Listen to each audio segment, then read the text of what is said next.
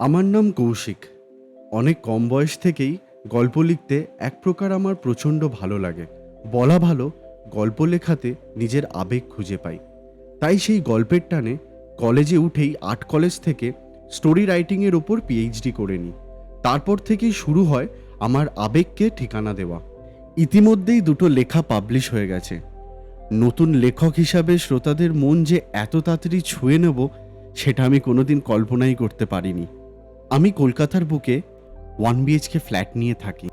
দিব্যি চলে যাচ্ছে, কিন্তু এই কলকাতা শহরের চেঁচামেচি কোলাহলের মধ্যে গল্প লিখতে ঠিকভাবে মন বসাতে পারছিলাম না। অনেকটাই সময় কেটে গেছে, 3 নম্বর গল্প এখনও লিখে উঠতে পারিনি। হঠাৎ একদিন বারান্দায় বসে চা খাচ্ছি, আমার কলেজের ফ্রেন্ড অনিকেতের ফোন আসলো। হ্যাঁ, হ্যালো, কিরে কেমন আছিস? বল, অনেকদিন পর ফোন করলি। আমি ভালো আছি, তুই কেমন আছিস? আমাদের দুজনের কথা অনেকক্ষণ ধরে চলল। দুজনে মিলে একটু ঝালিয়ে নিচ্ছিলাম সেই পুরনো কলেজের আড্ডা মারা, সেই ঘুরে বেড়ানোর কথা। হঠাৎ করে অনিকেত একটা প্রস্তাব দিল। হ্যাঁ রে, বলছি যে আমার মা বাবা বাড়িতে নেই। 1 মাসের জন্য দাদার বাড়িতে গেছে। তো শুনছি তুইও নাকি গল্প লিখছিস। তো আয় আমাদের গ্রাম থেকে ঘুরে যা। যদি তোর গ্রামের জন্য কোনো গল্প থাকে সেটাও হয়ে যাবে। আর এই মুহূর্তে আমার হাতে কোনো কাজও নেই সেরকম। কলেজের পর থেকে আর দেখা হয়নি। এই প্রস্তাবটা শুনে আমি মনে মনে একটু খুশিই হচ্ছিলাম, কারণ আমিও চাইছিলাম একটা শান্ত জায়গায় বসে আমার 3 নম্বর গল্পটা সেরে ফেলতে। তাই আমি অনিকেতকে জিজ্ঞাসা করলাম যে সে কোথায় থাকে। অনিকেতের বলার অ্যাড্রেসটা ঠিক এরকম: আমাকে সকাল 9টার সময় বাস ধরে ধর্মতলা থেকে মেদিনীপুরে নামতে হবে। ওখান থেকে অটো ধরে চণ্ডীপুর পৌঁছাতে হবে। চণ্ডীপুর থেকে টোটো ধরে নাকি যে কাউকে হরিঘোষের বাড়ি বললে দেখিয়ে দেবে। রাস্তায় যেতে যেতে আমি অবাক হয়ে চারিদিকটা দেখছিলাম। যেই জিনিসগুলো আমার দৃষ্টি আকর্ষণ করলো সেগুলো হলো সেই গ্রামের অপরূপ সুন্দর দৃশ্য। একদিকে দেখতে পাচ্ছি ধান ক্ষেত, ঠিক তেমনই আরেকদিকে দেখতে পাচ্ছি সারি সারি ফল ফুলের গাছ। ঠিক আরেকটু দূরে যেতেই দেখলাম একটা পুকুর ধারে সারি সারি মেহগিনি গাছ, আর সেই গাছের ছায়া পড়েছে রাস্তার ওপর, আর রাস্তার ওপর পড়ে একটা সুন্দর ছবি তৈরি করেছে। আর সেই পুকুরে কত ছোট ছোট বাচ্চারা সাঁতার কেটে বেড়াচ্ছে। এই দৃশ্য দেখতে দেখতেই আমি অনিকেতের বাড়ির সামনে গিয়ে দাঁড়ালাম। আমি অনিকেতের বাড়ির সামনে দাঁড়িয়ে হতবম্ব হয়ে গেলাম। সূর্যের আলোতে অনিকেতের বাড়িটা পুরোটাই একটা কাল্পনিক ছবির মতন লাগছিল। অনিকেতের একতলা বাড়ি, দুপাশে সারি সারি গাছ ঘিরে আছে সেই বাড়িটাতে। আমি অবাক হয়ে তাকিয়ে দেখে ভাবছিলাম যে আমরা শহরে মানুষরা প্রকৃতির থেকে কতটাই বিচ্ছেদ। এই ভাবতে ভাবতে সামনের গ্রিলটা খুলে আমি ভেতর দিকে এগোলাম। এগোতেই দেখলাম অনিকেত হাতে একটা ব্যাগ নিয়ে ঘর থেকে বেরিয়ে আসছিল। আমাকে দেখে সে বলল, আরে কিরে, তুই চলে এসেছিস? আয় আয় আয়, ভেতরে আয়। আসতে কোনো অসুবিধা হয়নি তো? আয় আয়, ভেতরে আয়, ভেতরে আয়, বস বস বস। এই বলে অনিকেত আমাকে টানাটানি করে ঘরের ভেতর নিয়ে গিয়ে বসালো। আমি বসতেই অনিকেতকে জিজ্ঞাসা করলাম যে এই ভরা দুপুরবেলা ও হাতে ব্যাগ নিয়ে যাচ্ছেটা কোথায়। তার উত্তরে অনিকেত বলল, তুই একটু বস, আমি রাতের বাজারটা সেরে আসি। তাহলে আমাকে আর রাতে বেরোতে হবে না, তোর সাথে বসে জমি আড্ডা দিতে পারবো।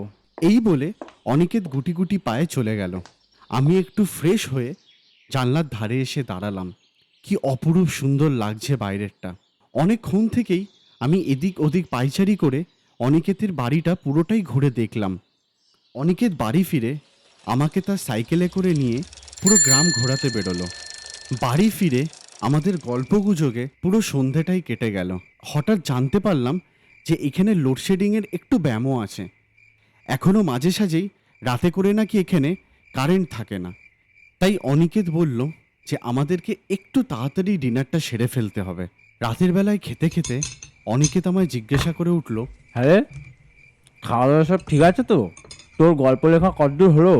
হ্যাঁ, এখন আপাতত ঠিকই চলছে, কিন্তু আমার এখানে আসার আরেকটা কারণও আছে। আমি 3 নম্বর গল্পটা একটুখানি গ্রাম নিয়ে ভাবছিলাম, আর ঠিক সেই সময় তুই আমাকে ফোন করে ডেকে নিলি। আমরা খাওয়া দাওয়া সেরে নিয়ে অনেকটা রাত অবধি গল্পগুজব করে কাটিয়ে দিলাম, কারণ ওই যে বলেছিলাম এখানে একটু লোডশেডিংয়ের সমস্যা আছে। তাই হঠাৎ করে খেয়ে আমরা উঠতেই কারেন্টটা চলে যায়। তাই অনিকেত মোমবাতি জ্বালিয়ে নিয়ে আসে।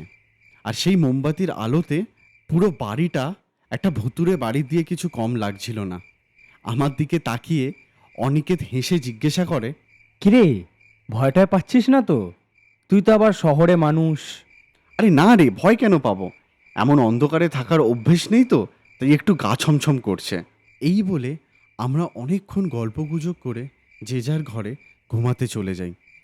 পরের দিন সকালটা ঘুম ভাঙলো একটু অদ্ভুতভাবে, কারণ বাইরে বৃষ্টি শুরু হয়েছে। আর সেই বৃষ্টির দাপট প্রচণ্ড পরিমাণে জোরে, আর তার সাথে জুড়ছে বজ্রাঘাতের আওয়াজ। আমি ঘর থেকে বেরিয়ে দেখলাম যে বাইরের একটা চেয়ারে অনিকেত 2 কাপ চা নিয়ে বসে আছে। আমার দিকে তাকিয়ে অনিকেত বলল, দেখলি তো কেমন বৃষ্টিটা নামলো? কি করে এখন বাজার যাই বল তো এই বৃষ্টিতে? না না, কি দরকার এই বৃষ্টিতে এখন বেরোনোর? এখন কোনো দরকারই নেই। কালকে রাতে যেটুকু বেঁচে আছে দুজনের হয়ে যাবে দুপুরটা। এই শুনে অনিকেত বলল, আরে বাচাধন, যা আছে দুপুরে হয়ে যাবে। বাজার করে যদি না নিয়ে আসি তাহলে তো রাত্রে পেট জড়িয়ে শুয়ে থাকতে হবে। দ্বিতীয় দিনটাই যে এরকম ঝিমিয়ে কাটবে আমি ভাবতে পারিনি, কিন্তু কি করা যাবে। দুপুরবেলা খাওয়া দাওয়া সেরে আমি একটু ভাত ঘুম নিয়ে নিলাম।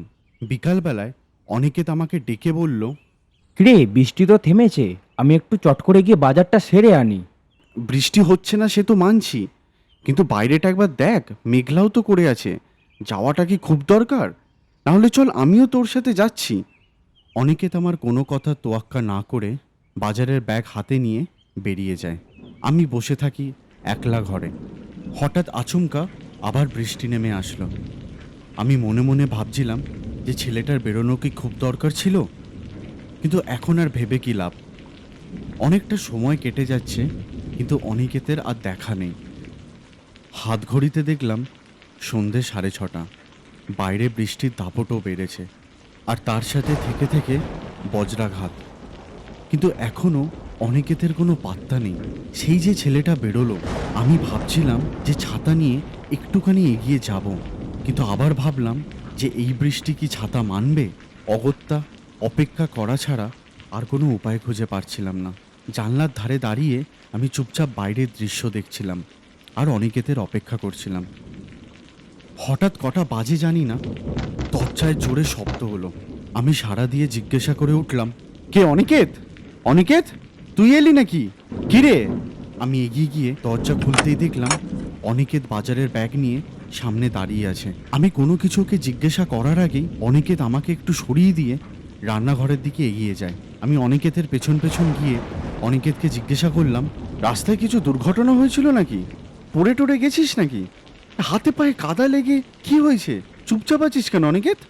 আমাকে কোনো উত্তর না দিয়ে অনিকেত বাজারের ব্যাগটা রান্নাঘরে রেখে নিজের ঘরে ঢুকে দরজা বন্ধ করে দেয়। আমি অগত্যা চুপচাপ দাঁড়িয়ে থাকলাম রান্নাঘরের মাঝে। আর সেই সময় হঠাৎ করে হলো লোডশেডিং। আজ রান্নাটা মোমবাতির আলোতে আমিই সেরে ফেললাম। অনিকেত সেই যে ঢুকেছে আর ঘর থেকে বেরোলো না। আমি রাতে খাওয়ার সময় অনিকেতকে ডাকলাম, সে এলো ঠিকই, কিন্তু কোনো কিছু না বলে খাওয়ারের দিকে হাঁ করে তাকিয়ে চুপচাপ বসে রইল। আমি অনিকেতকে জিজ্ঞাসা করলাম, হ্যাঁ রে অনিকেত, এই তুই মাছটা ঠিকঠাক দেখিয়ে এনেছিলি তো? কেমন একটা পচা গন্ধ লাগছে না তোর নাকে? না না, জানি না। অনিকেতের এই গলা শুনে আমার শিরদাঁড়া দিয়ে একটা শীতল স্রোত নেমে গেল। আমি ওর দিকে এক দৃষ্টিতে তাকিয়েছিলাম। হঠাৎ করে ও চেয়ার ছেড়ে উঠে নিজের ঘরে ঢুকে গেল। রাত কটা বাজে জানি না, একটা কিছুর আওয়াজে আমার ঘুমটা ভেঙে যায়। আর সেই আওয়াজ লক্ষ্য করে আমি হাতে মোমবাতি নিয়ে এগোতে থাকি। দেখি আওয়াজটা আসছে রান্নাঘর থেকে। রান্নাঘরে গিয়ে যা দেখলাম এখনো আমি সেটা ভুলতে পারিনি। গিয়ে দেখি অনিকেত উবু হয়ে বসে কি একটা খাচ্ছে। আমি ভয়ে অনিকেতকে ডেকে উঠলাম, অনিকেত!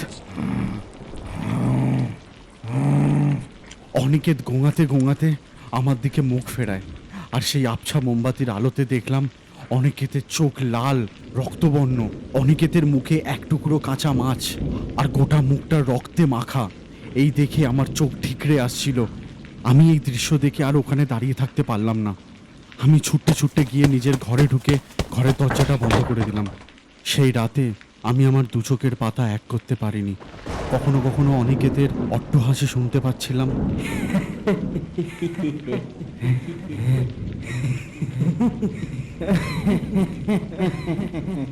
আবার কখনো কখনো বাইরের বারান্দায় অনিকেতে চলার আওয়াজ।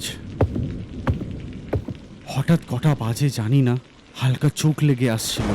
আর ঠিক সেই সময় আমার ঘরের দরজাটা আলতো হাওয়ায় খুলে গেল। আর সেই নরকের অন্ধকার দিয়ে দৃশ্যমান হচ্ছিল অনিকেতের দুটো আগুনের মতন লাল চোখ। আর আমার দিকে তাকিয়ে অনিকেত বলছে, কৌশিক, কৌশিক, বাইরে আয়, বন্ধুর সাথে গল্প করবি না? হে কৌশিক। এই ভয়াবহ দৃশ্য দেখে আমি জ্ঞান হারাই। সকালবেলায় যখন আমার চোখ খোলে তখন দেখি অনিকেত আমার দিকে ঝুঁকে আমার পাশে দাঁড়িয়ে। আমি আঁতকে উঠি, কিন্তু কিছুক্ষণ পর অনিকেত মুখ সরিয়ে নিয়ে আস্তে আস্তে ঘর থেকে বেরিয়ে যায়। আর ঠিক সেই সময় হাতের সামনে যা জিনিস পেয়েছি ব্যাগের মধ্যে ঢুকিয়ে নিয়ে দিক বেদিক জ্ঞানশূন্য হয়ে ঘরের বাইরের দিকে দৌড় লাগাই। দৌড়াতে দৌড়াতে কতটা এসেছি জানি না, হঠাৎ দেখি সামনে লোকেদের কোলাহল।